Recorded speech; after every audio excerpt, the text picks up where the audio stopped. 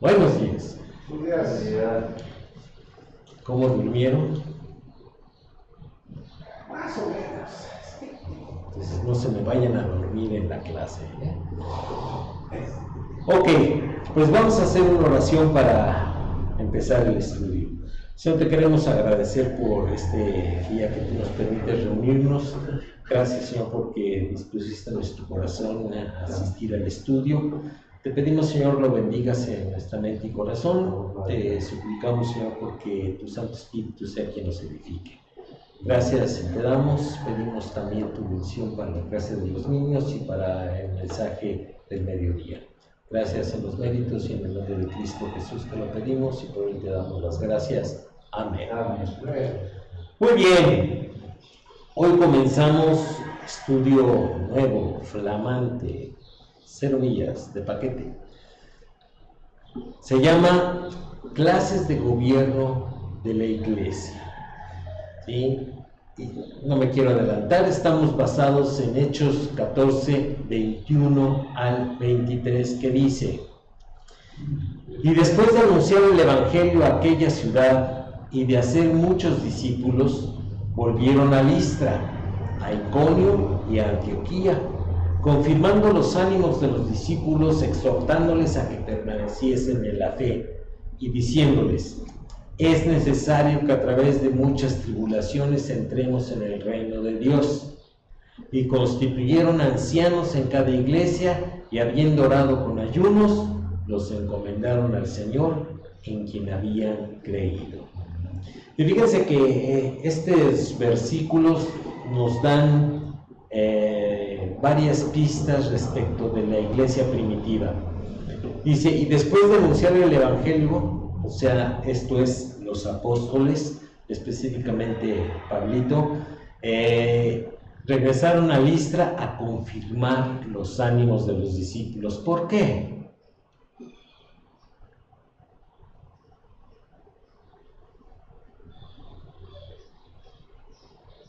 ¿A Listra? Ajá, Listra, Iconio y Antioquía.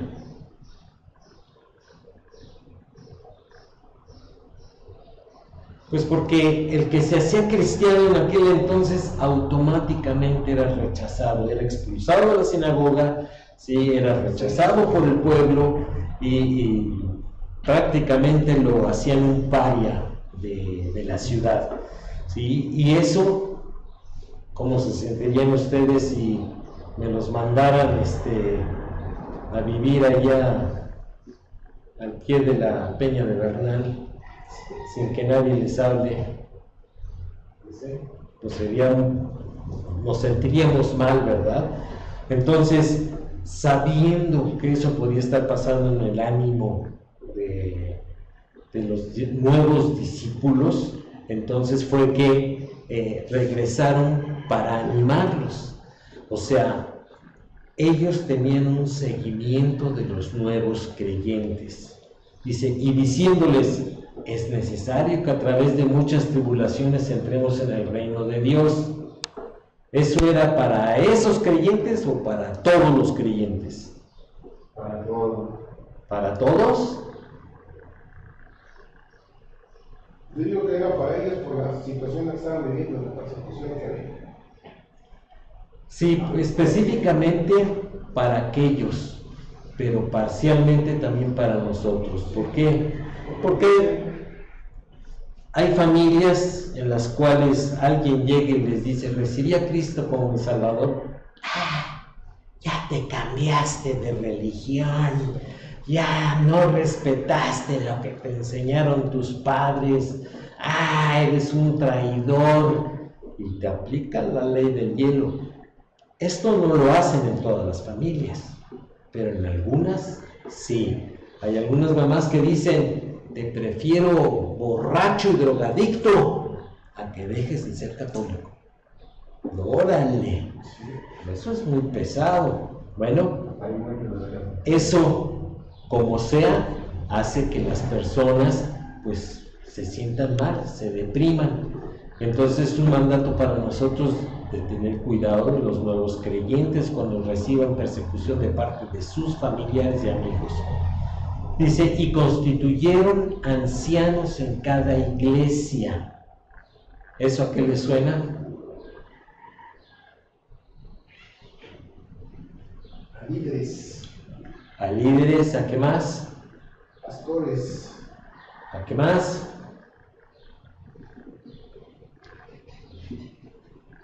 Maestros. A un esquema de gobierno. ¿Ok? No les dijeron, bueno, ahora que ya son creyentes, oren al Espíritu Santo y que los guíe. No, aparentemente ese no es el modo de gobierno que el Nuevo Testamento revela, sino que lo hace a través de las personas.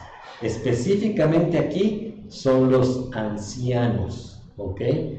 No los ancianos de días, sino los, en griego serían los presbíteros, ¿ok?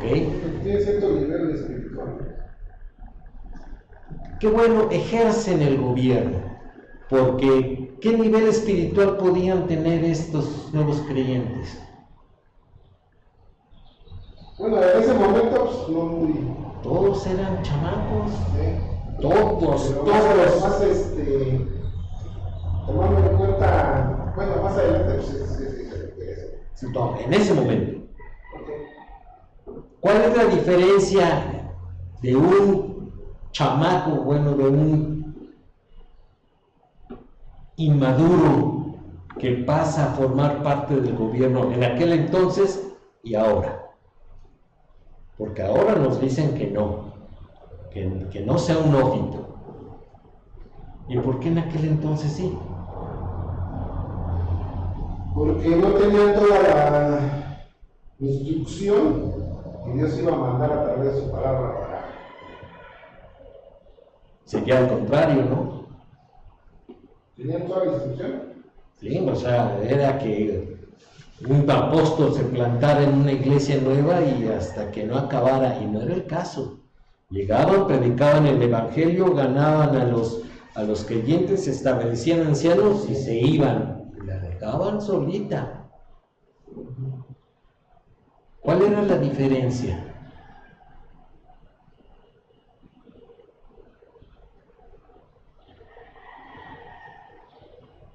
Que había una actividad especial del Espíritu Santo, porque estaba fundándose la iglesia, ¿ok? Estaba empezando. Entonces, ahí es una zona en la que antes de que Pablo escribiese las instrucciones de qué se debería de hacer, en este caso a Timoteo y a Tito, o sea, pues la dependencia era especial al Espíritu Santo, y seguramente en aquellos tiempos en los cuales se amanecía Pablo predicando, les hablaba de todas estas cosas, de la dependencia del Espíritu Santo.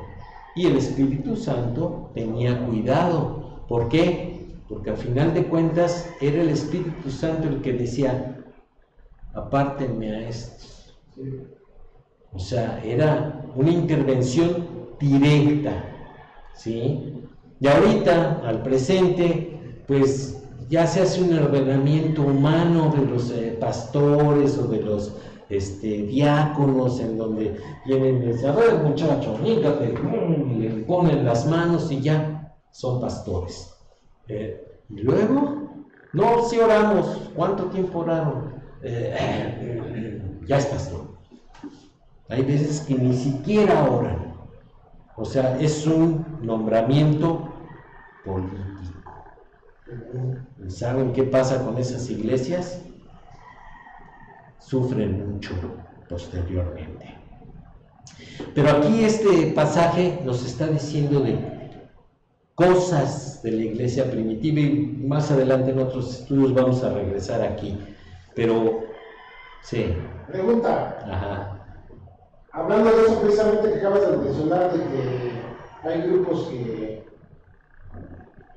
ponen de dedazo finalmente al pastor o a los pastores o a los líderes, sin tomar en cuenta eso de que el Espíritu Santo tiene que actuar. Yo creo firmemente que es el Espíritu Santo, así como mencionaste el texto donde dijo, apártame a Saulo y a Bernabé para el ministerio, yo creo que sigue siendo de esa misma manera, para ser líder dentro de la iglesia. Híjole, y es que como vamos a ver más adelante, hay sabores, ¿ok? Y hay extremos, y hay estilos, pero lamentablemente en muchos grupos no se busca la guía de Dios. Y es que mandan a un escuincle de 16 años al instituto, sale de 18 y lo nombran pastor en una iglesia. ¿Qué experiencia puede tener un chavo de 18 o de 20 años si se atrasa un poquito en el instituto para pastorear una iglesia? Pues no mucho. ¿Y qué? ¿Está impedido de hacerlo? No, va a aprender. Pero en ese periodo de aprendizaje todos van a sufrir. ¿Por qué? Porque se va a equivocar. El aprendizaje es a través de prueba y error. Entonces, va a aplicar lo que le enseñan en el instituto y se va a dar cuenta que no funciona. O sea, hay muchos factores a considerar que pues esa tiernita edad no se considera, ¿no? Y se va a equivocar. Ahora, como lo platicamos con Memo cuando recién llegamos aquí a la congregación, es, bueno, ¿y qué? ¿Aquí te vas a estar o al rato te vas a ir? ¿Por qué? Porque sucede mucho, sobre todo en las denominaciones en donde se trae a un pastor, ¿sí? O a un anciano o líder o diácono de Chihuahua y se lo traen a Tequisquiapan. Y ahora él es el pastor. Ni conoce a la iglesia, ni la iglesia lo conoce a él. O sea, si no sabemos si su esposa es creyente o no, si sus hijos están sujetos al papá, y después ahí vienen los malos testimonios, los problemas y todo. ¿Por qué? Porque es una persona ajena a la iglesia. ¿Qué hicieron ellos? Levantaron ancianos de entre los que estaban en la iglesia recién formada. Todos se conocían, todos sabían quién era. ¿Cómo ven a Pedrito? Bueno, vamos a usar otros nombres, a Nachito. No, sí, Nachito está bien, pero ¿no está mejor Ponciano? ¿Por qué? Y entonces venían las pláticas, y entonces él decía, vamos a orar para que él diga, es bien diferente que don Fulgencio Galloncito de Chihuahua llegue a gobernar una iglesia que no conoce. ¿Ok? Yo he sabido de congregaciones que se destruyen por hacer eso. Pero bueno, empecemos el estudio, ya, mucha plática. ¿Qué constituye una iglesia local? Esto ya lo vimos, así que ustedes contesten.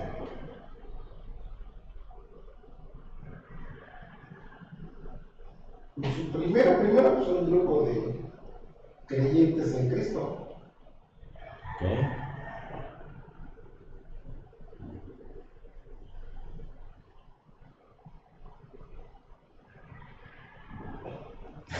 Es una asamblea de creyentes en Cristo, ¿ok? Porque puede haber creyentes en Cristo que no se reúnan, ¿sí? Es necesario que se reúnan, ¿ok? Para que se forme una iglesia. Entonces la siguiente pregunta, ¿existe una iglesia siempre y cuando se juntan 2 o 3 creyentes en el nombre de Cristo?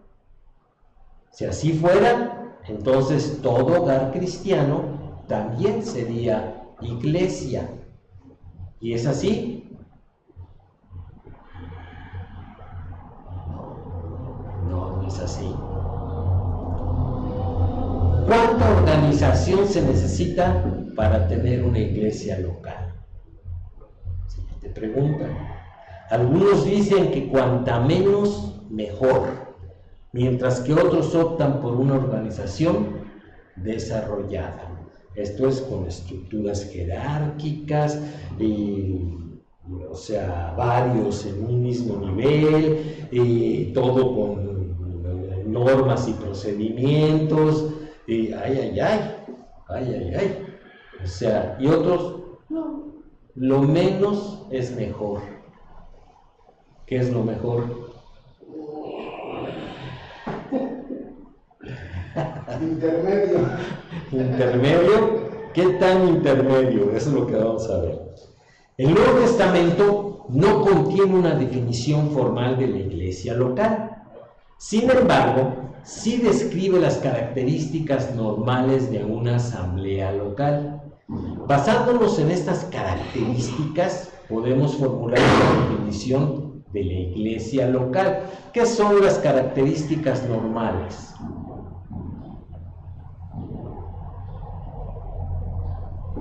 Un lugar donde reunirse, un grupo de creyentes que se quieran reunir, ¿sí? Y vamos a entrar en un poquito de discusión al rato. Algunos dicen todos bautizados, otros dicen no hace falta, ¿sí? Y liderazgo, tiene que haber liderazgo, ¿ok? Esos serían las características normales, ¿sí?, de una iglesia local. Y entonces va una definición: es una asamblea de creyentes que profesan a Cristo, que han sido bautizados y que están organizados para llevar a cabo la voluntad de Dios. Y entonces vamos a notar algunas facetas importantes. Antes de eso, ¿qué? está bien la definición, pero yo lo pondré ahí por la situación que estamos viviendo hoy en día. No, pues eso es una excepción. No, pero lo que dice de creyentes bautizados, yo diría ahí bíblicamente, porque en la definición. ¿De qué no dice? sé qué vas a enseñar, pero la definición lo pondré ahí. No, porque como está en duda, Okay. Entonces, si yo lo pongo en la definición, es obligatorio. O ponerlo como, bueno, sí, ya. Es que, por ejemplo, yo lo entiendo. Para los bautistas de la convención, es a chaleco. Para los bautistas reformados, no necesariamente. Y para los bautistas libres, no importa. En algún momento de su vida espiritual se bautizarán. Ahí está, dentro de una misma denominación, ¿sí?, hay varios sabores. Por eso no quise ponerlo en la definición. ¿Sí me expliqué? Perfecto. Se excluyen aquellos que no hacen profesión de fe. Puede que la profesión no sea genuina, pero se tiene que hacer. ¿Qué significa hacer profesión de fe?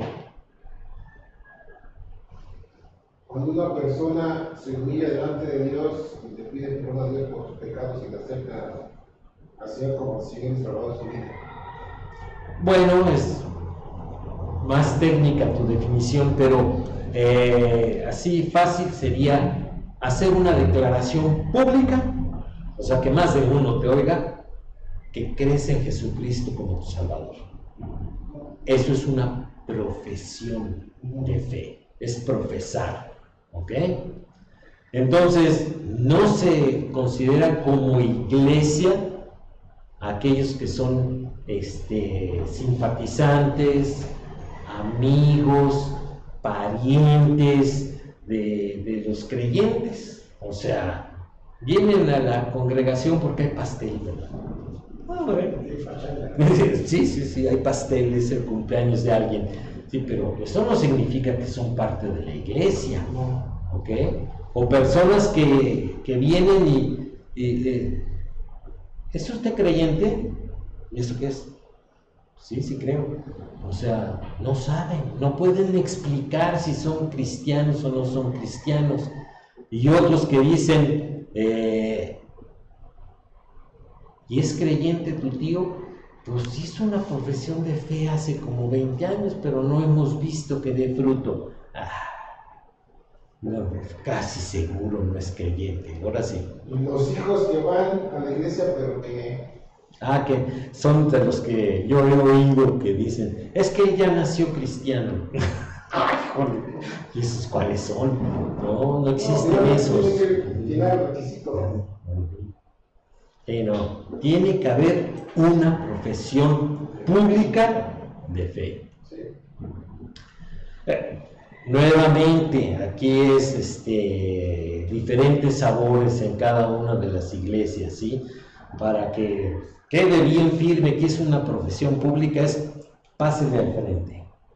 Y ahí en el frente, hínquese usted, pídale a Cristo. Y pues ahí no hay dudas, ¿verdad? Pasó, cincó, ahí está, lo está haciendo público, ¿sí? Otros no quieren pasar al frente, pero al final, ¿sí? Se acercará a alguien que le diga, oye, no pasaste al frente. Dice, sí, pero aquí hice la oración. ¿Qué oraste? Y ya, ahí sale que sí, fue sincero con la profesión de fe. O cuando llega a su casa y dicen, yo sí acepté a Cristo como mi Salvador, se lo está diciendo a alguien más que a él solito. Eso es la profesión de fe. ¿Ok? 2. Observamos que en el Nuevo Testamento no hallamos nada de miembros de la iglesia no bautizados. ¿Ok? Pero esto no crea un precedente. Bueno, sí crea un precedente porque, más bien, quiero cambiar la forma en que lo digo. El que no lo diga, no necesariamente lo hace obligatorio, o lo hace secundario. Sencillamente, pues sí, se ve que en el Nuevo Testamento sí eran bautizados los que se iban incorporando a la iglesia, ¿ok? Pero también es cierto que había algunos que no habían sido bautizados, ¿sí? Y sin embargo eran parte de la iglesia. Dice, una iglesia siempre tiene alguna clase de organización, y en el Nuevo Testamento se instituía la organización lo más pronto posible. El texto que leímos al comenzar el estudio. O sea, se dieron la vuelta ya por Listra y no sé cuánta cosa, y regresaron y establecieron ancianos. ¿Cuánto tiempo pudo haber pasado? 2 meses, 3 meses, 4 meses, no lo sabemos, ¿sí? Porque pues iban caminando y estaban predicando, etcétera. Pero fue muy pronto, no dejaron que pasaran años para que se estableciese un gobierno. Una iglesia existe para un propósito, para hacer la voluntad de Dios. Esto incluye varias cosas: observar las ordenanzas, evangelizar, edificar a los creyentes, adorar, dar, y no dar lata, o sea, dar, ¿sí? Mientras ministrar a grupos de todas las edades, etc. ¿Ok? Un ministerio especializado en un grupo de cada edad particular no puede ser una iglesia, aunque puede que tenga características de actividades similares a las de la iglesia, pero no es una iglesia porque no les abre las puertas a todos los creyentes declarados. Ejemplo, ¿sí? La reunión de jóvenes. Aunque en las denominaciones la reunión juvenil tiene su pastor y tiene sus líderes, lo que sea, no es una iglesia, es un ministerio de la iglesia, que es diferente, ¿sí? Porque hay jóvenes que, y usted, no, yo soy pastor de jóvenes, y se paran el cuello como si fuesen el pastor principal. No, para nada, es un líder entre los jóvenes. Que le llamen pastor es otra cosa, ¿ok? Lo mismo sucede con los ministerios femeninos, ¿ok? La líder del ministerio no es la pastora, ¿ok? Aunque sea la esposa del pastor, no lo hace pastora, no existen pastoras, ¿ok? Entonces, es importante que nosotros entendamos esto, porque hay jóvenes, por eso puse el ejemplo de la reunión juvenil, que dicen, oye, ¿tú te congregas? Pues yo asisto a la reunión juvenil. ¿Y creen que con eso ya cumplieron? No han cumplido. Es un ministerio que tiene especial atención hacia un grupo demográfico, pero eso no significa que están asistiendo a la iglesia. La iglesia es más que un ministerio. ¿Ok? Sigamos. Aunque la definición puede que parezca muy rígida, notemos que sí contiene amplitud, o sea, ahí, en esa cubetita, cabe mucho, ¿okay? Por eso hay que tener cuidado de qué metemos en esa cubetita. Y por eso estamos viendo este estudio. ¿Qué dice el Nuevo Testamento al respecto? Bueno, solamente porque ha habido y continúa habiendo debates sobre los detalles específicos de la organización de la iglesia, existen diferentes clases básicas de iglesia, pero es incuestionable que la iglesia primitiva tenía organización. Al comienzo mismo, aunque no después, contaron al grupo, ¿okay? Para aquellos que les encantan los números, Hechos 2:41.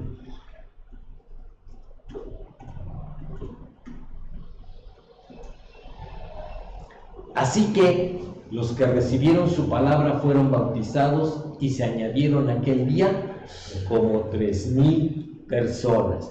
Imagínense cómo quedaron aquel que lo estaba bautizando. Ay, a ver, queda hecho pasita, ¿sí? Pero los contaron porque vivían allá en el pueblo muchos actos, o sea, y hubo necesidad de contarlos. Y después 4:4. Pero muchos de los que habían oído la palabra creyeron, y el número de los varones era como 5,000. ¿Ok? Entonces, fue en un tiempo muy puntual en donde se contaban los creyentes. ¿Ok? No como actualmente que... ¿Cuántos llevas, pastor?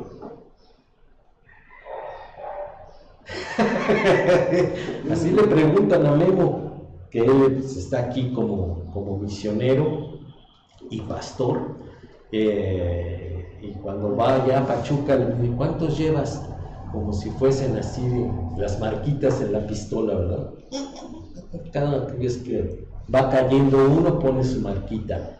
No, eso fue una actividad muy puntual en el tiempo. Pronto tuvieron que escoger ayudantes para los apóstoles, ¿sí? Ahí vamos a 6:1 de Hechos. En aquellos días, como creciera el número de los discípulos, pues ya vimos que en un trancazo fueron 3 y en la siguiente fueron 5,000. Entonces, era una iglesia que necesitaba un estadio. ¿Tenían un estadio? No tenían un estadio, que es otra cosa de las que vamos a ver, ¿ok? Eran miles, dice, hubo murmuración de los griegos contra los hebreos, de que las viudas de aquellos eran desatendidas en la distribución diaria. ¿Qué vemos aquí? Vemos que había una actividad evangelística muy activa, ¿ok? Vemos al Espíritu Santo ganando las almas, pero por miles, ¿sí? Vemos actividades, ¿sí?, sociales en la atención de las viudas, y como toda asociación humana, ¿sí?, empezó a haber problemas. ¿Por qué? Pues es que a doña Sara, porque ella es israelita, le dan doble pollo. Y a doña Diana, sí, que porque es griega, le dan un guacalito y una alita. O sea, ese tipo de problemas se empezó a ver, ¿ok? Y era por el gran número de miembros que había. ¿Y quiénes eran los que servían a las mesas? Diáconos. Pues en este caso los apóstoles. Ellos empezaron, ¿sí? Ahí andaba Pedrito y, oye Pedro, tráete más tortillas. Ahorita, o sea, hasta que llegó un punto en donde a eso se dedicaban y estaban descuidando lo más importante, ¿ok? Por eso para aquellas iglesias en las cuales el pastor es el hombre orquesta, todo lo hace el pastor, pues perdón, pero va a desatender cosas. No existen los hombres orquesta. Ciertamente hay que reconocer que Dios le da una capacidad especial a los pastores para atender varias cosas y con un cuidado especial, pero tampoco son Superman ni tampoco Batman. Entonces van a desatender algún punto y no faltará quien se queje. Y ahí es en donde empiezan los problemas. ¿Qué es lo que tiene que hacer la iglesia? Pues nombrar ayudantes, ¿ok? Si quieren ponerle ese nombre de ayudantes, adelante, o meseros, adelante, o colaboradores, o diáconos, o como quieran llamarles, ¿sí? Pero son personas que tienen un servicio especializado, específicamente para atender a la iglesia. No para que te lo lleves a tu casa, que te cambie el boiler, no. O sea, es para actividad dentro de la iglesia, ¿ok? Sí. Actividades de socorro a los pobres se tuvieron que organizar de manera temprana. Vamos a ver ahí bueno, ya lo voy a poner aquí. 4:32. Sí, 4:32 al 37. Y la multitud de los que habían creído eran de un corazón y un alma, y ninguno decía ser suyo propio nada de lo que poseía, sino que tenían las cosas en común. ¡Ah! Comunista. Vamos a ver por qué no es comunismo. Y con gran poder los apóstoles daban testimonio de la resurrección del Señor Jesús, y abundante gracia era sobre ellos. Así que no había entre ellos ningún necesitado, porque todo lo que poseían, heredades o casas, las vendían y traían el precio de lo vendido y lo ponían a los pies de los apóstoles, y se repartía cada uno según su necesidad. Entonces José, a quien los apóstoles pusieron por sobrenombre Bernabé, que traducido es hijo de consolación, levita natural de Chipre, como tenía una heredad, la vendió y trajo el precio y lo puso a los pies de los apóstoles. ¿Por qué no es comunismo?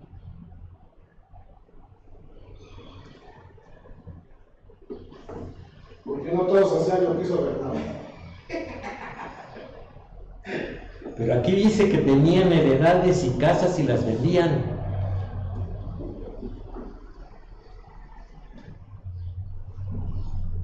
Y se los daban los apóstoles, el gobierno, para que ellos lo repartieran. ¿Por qué no es comunismo? Que no es político, sino religioso. Eso, no es ideológico, esa es la palabra.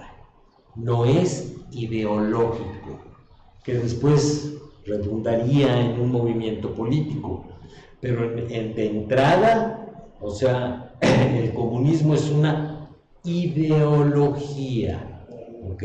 Como el capitalismo también lo es. Aquí lo que vemos es que los creyentes tomaban heredades, esto es algo que les habían dado en herencia, y casas adicionales a las que ya tenían, y entonces las vendían, y eso extra se lo daban a los apóstoles. ¿Cómo? Como una ofrenda, ¿ok? Por eso es que decimos en muchas ocasiones que el diezmo se queda corto. O sea, la verdadera ofrenda, como es una actividad de la gracia, pues va mucho más allá del 10%, ¿ok? Entonces, aquí estamos viendo que había una decisión voluntaria de vender y dar. En el comunismo no es voluntario. El gobierno te lo quita y se lo da a quien quiere, ¿ok? Por eso es que se crearon muchos problemas, sobre todo en la Rusia, cuando subieron los bolcheviques. O sea, resulta ser que llegabas a tu casa y que tenía 4 recámaras, pues ya en 3 recámaras ya vivían 3 familias, ¿sí? Y no podías decir nada, tenías que aguantarte, porque si no, te mandaban al gulag, ¿ok? Y bueno, por eso no es comunismo. Los ancianos fueron reconocidos como líderes. Vamos ahí a Hechos 11:30.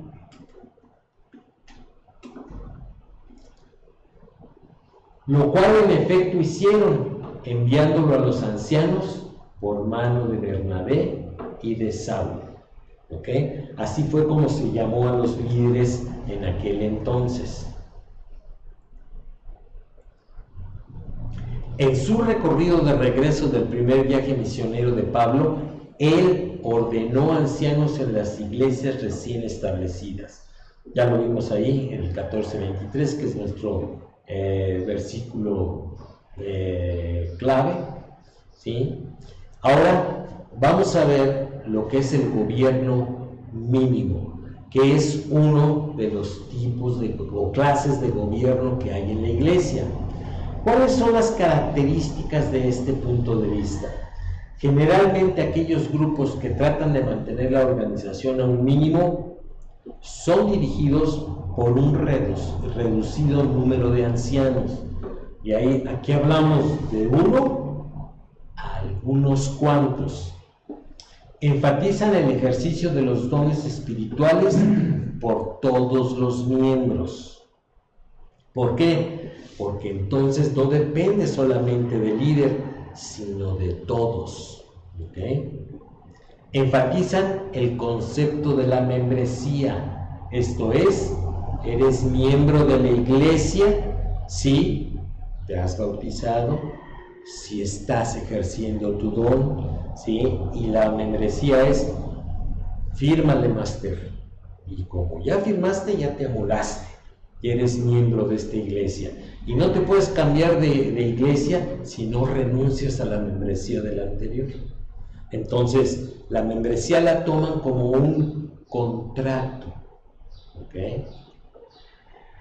Y le dan prominencia al concepto de Cristo como la cabeza. De una u otra manera, nosotros estamos más o menos así. ¿Sí o no, Memo? ¿Cómo? Que nosotros, la Iglesia Bíblica Filadelfia, Iglesia Bautista Bíblica Filadelfia, aunque tenga el apellido de Bautista, no funciona como una iglesia bautista, ¿o sí? No funciona como una iglesia bautista. ¿Es bíblica? Sí, es bíblica, ¿sí? Y se llama Filadelfia. Pero nosotros estamos funcionando así más o menos, o sea, anciano, nomás Memo, aunque se quiera hacer el chavito, es el anciano de la congregación, ¿sí?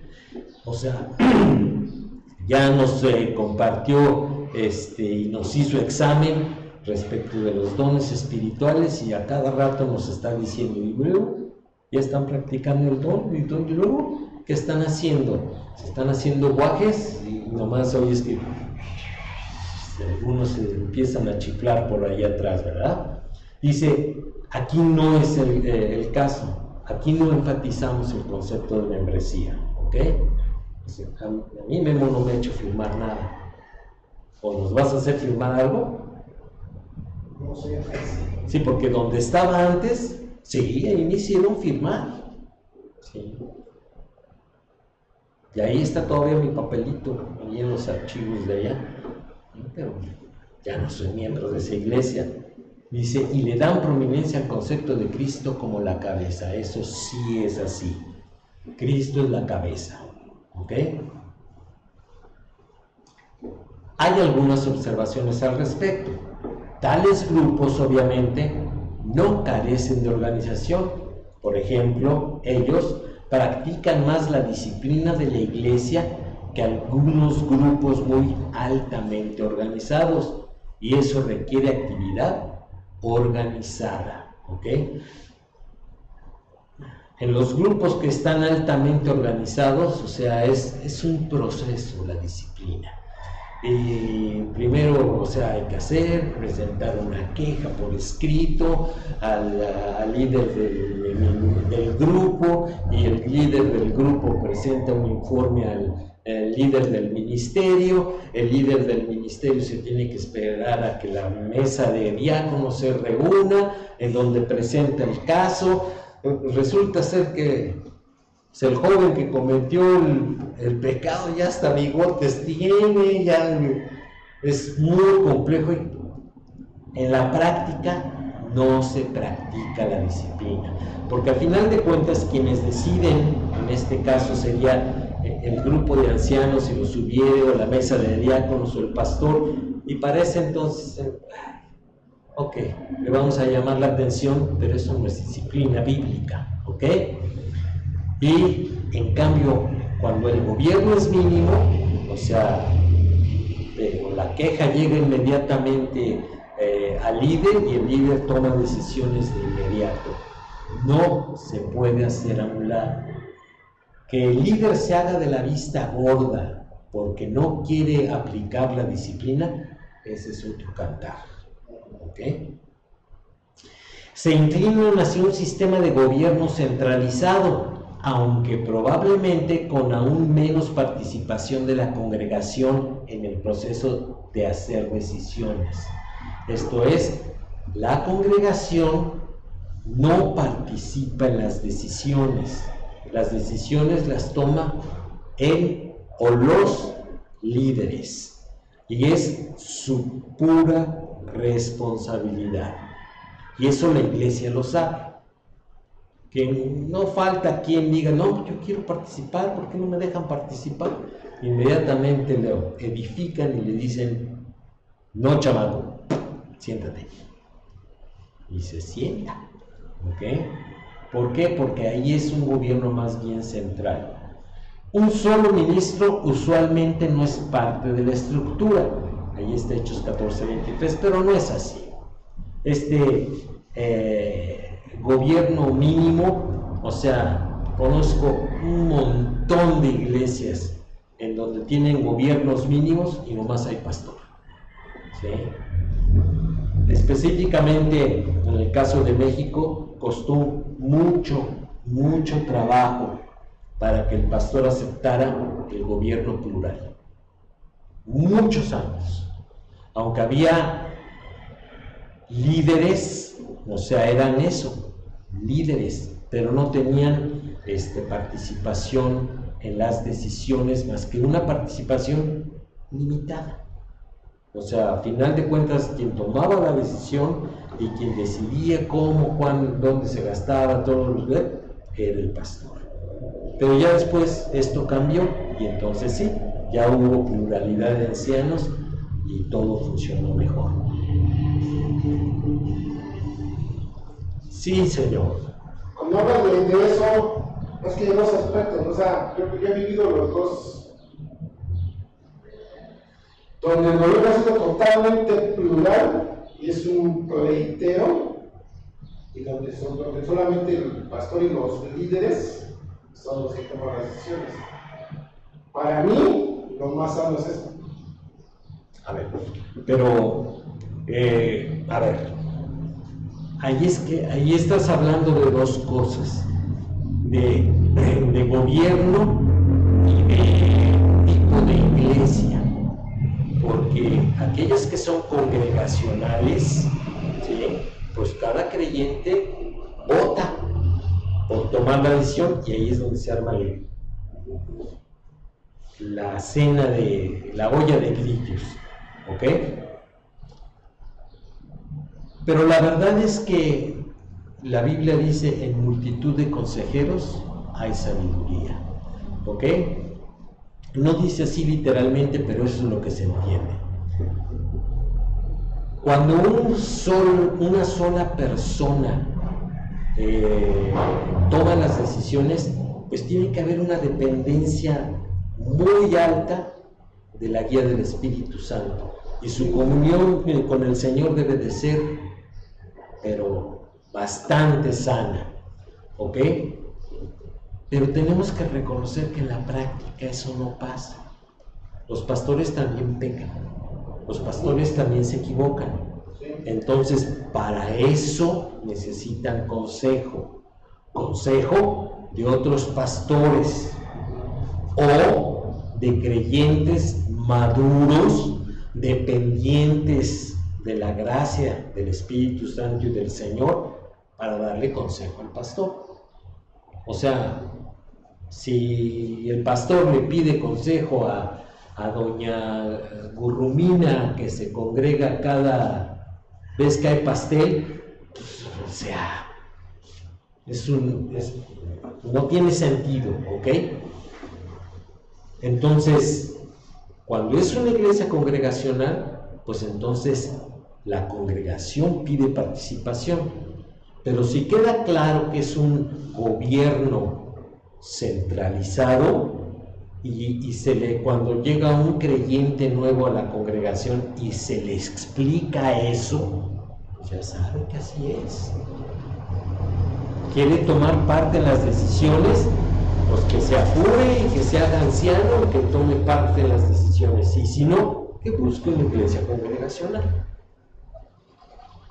Así yo es. se puede la comparación porque yo viví, es más, mi primer pastorado era en iglesias congregacionales. Y honestamente es un pleitero, o sea, es algo que no edifica para nada. Y ahora el grupo donde pertenecemos finalmente es centralizado, pero sí, no solamente pastores, sino líderes. Y ahí pueden entrar hombres y mujeres, o sea, no necesariamente. Ahí es en donde yo estoy en desacuerdo. No, me refiero a Los líderes que toman decisiones son varones. Sí, pero por ejemplo, escuela dominical. A veces le damos a veces una hermana como maestra, no que tome decisiones, sino que expone algo, ¿no? A eso me refiero, no que tome decisiones, sino que expone. Bueno, es que es diferente la toma de decisiones en los ministerios. En los ministerios ahí sí participan todos y dicen, oye, pues o sea, y qué bueno que pusiste el ejemplo de la escuela dominical o las clases de los niños, ¿ok? Porque funciona diferente para los adultos. Casi todas son mujeres. Es una excepción que haya varoncitos, ¿sí? Ahí todas las maestras participan y tienen ideas y vamos a hacer esto y vamos a hacerlo así, etcétera, etcétera. Y lo platican con el líder del ministerio y el líder del ministerio lo platica, pues si es muy grande la iglesia, hay muchos grupos, casi siempre hay un, ¿cómo le llamas? Superintendente, que es el que maneja el presupuesto, es el que maneja o controla los materiales, etcétera, etcétera, ¿sí? Pero es diferente a la iglesia, en donde alguien decide si se construye o no se construye el templo, si se compra una camioneta o no se compra, si se expulsa de la iglesia a cierto individuo o individua que está creando malos testimonios en la iglesia y está poniéndose en tela de juicio la santidad de la iglesia, eso es bien diferente. Bueno, sí, a eso me refiero, totalmente. Es el punto. O sea, lo mencioné porque te digo, yo he vivido los dos. Cuando es congregacional, honestamente, todas las reuniones, la gran mayoría, de 100 reuniones, del 100%, 99% es en la carne. Punto. Y también cuando se hacen las famosas mesas de diáconos, que se vuelven los jefes del pastor, y casi siempre en esas famosas mesas de diáconos está el abuelito, el papá, el hijo, el tío, ¿sí? El que funciona como compadre, porque no hay compadres, ¿verdad? Pero son muy cercanos, entonces las decisiones las toman en su casa, en la familia, y después nomás le informan al pastor lo que tiene que hacer. No, así no funcionan las cosas, así no lo vemos en el Nuevo Testamento. Entonces es importante que veamos estos temas, porque dependiendo del gobierno que tenga una iglesia, va a depender su éxito o su fracaso, o su permanencia en el tiempo, ¿sí?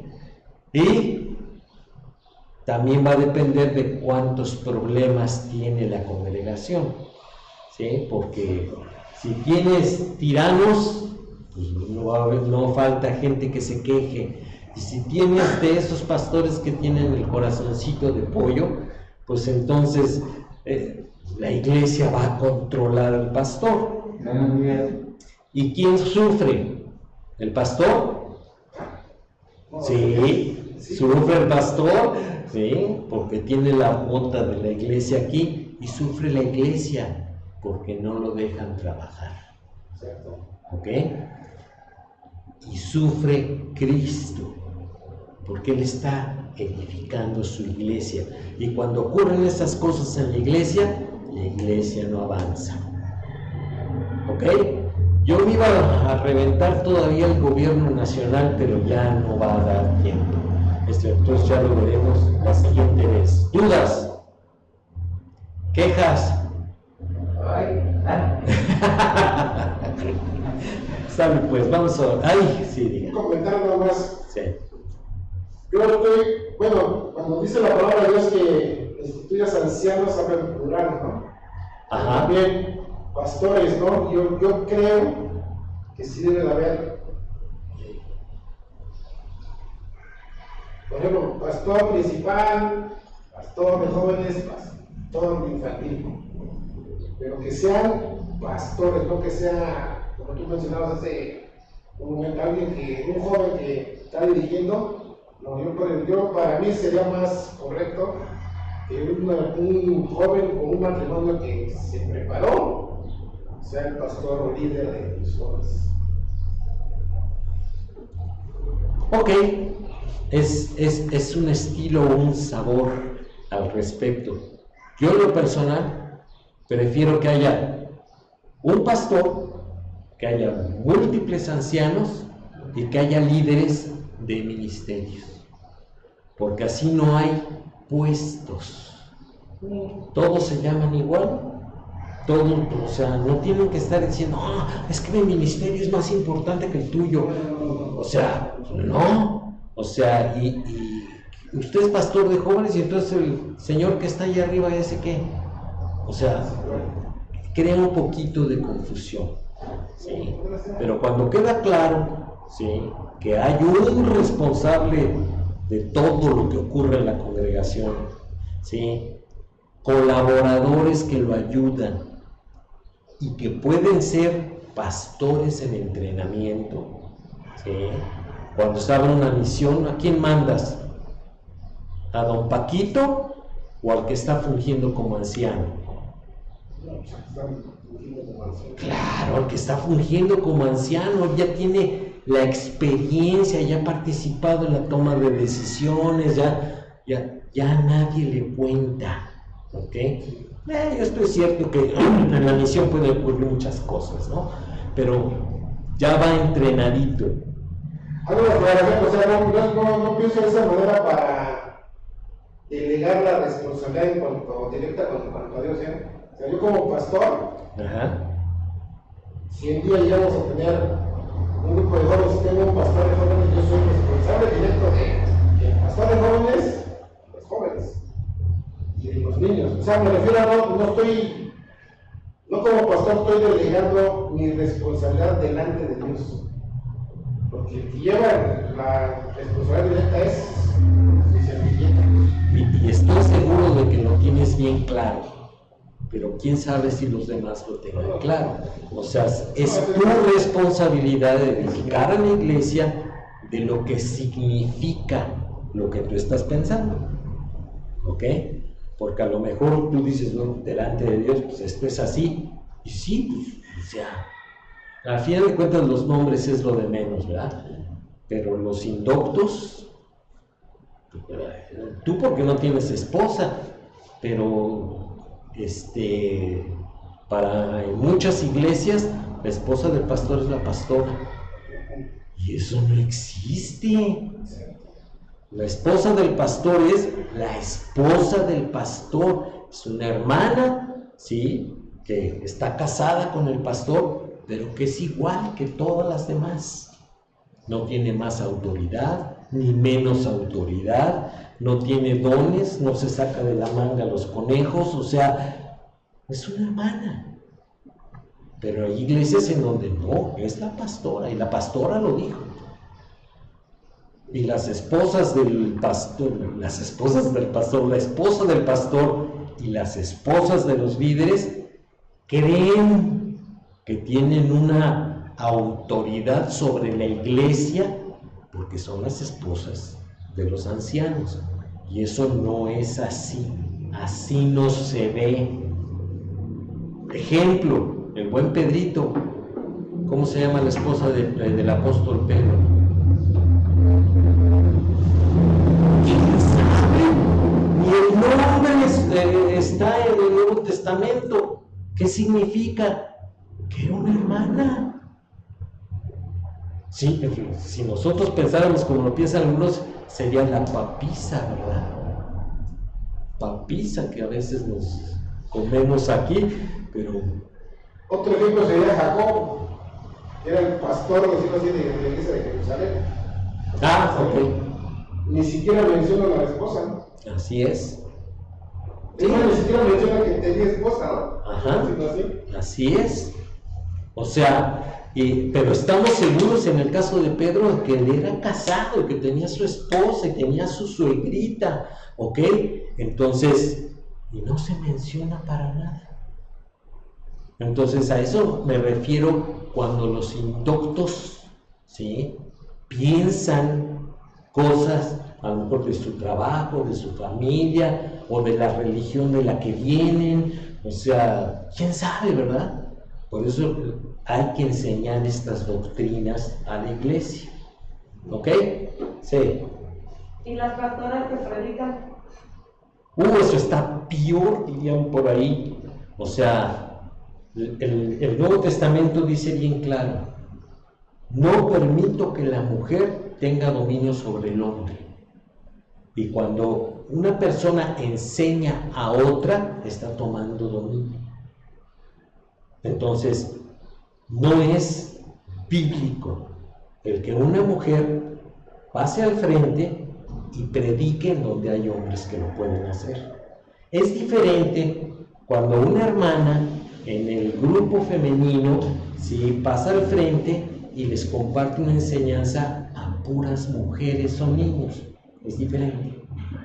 Pero cuando hay hombres, no está permitido. ¿Puedes poner el texto para que...? ¡Ay, no me acuerdo del texto! Es Timoteo, pero espérame. Te digo. A ver, dale. Cuando habla de dominio, está hablando de liderazgo. Ajá.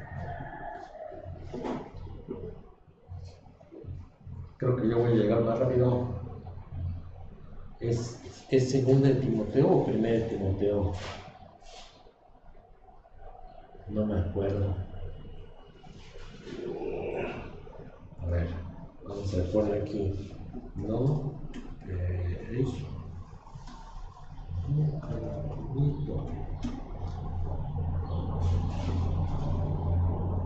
Épale.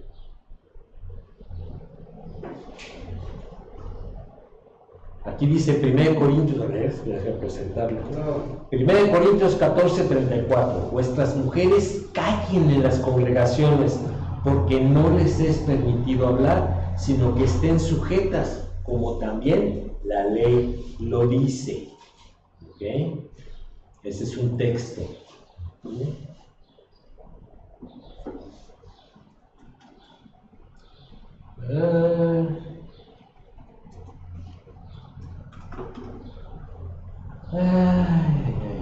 Ay.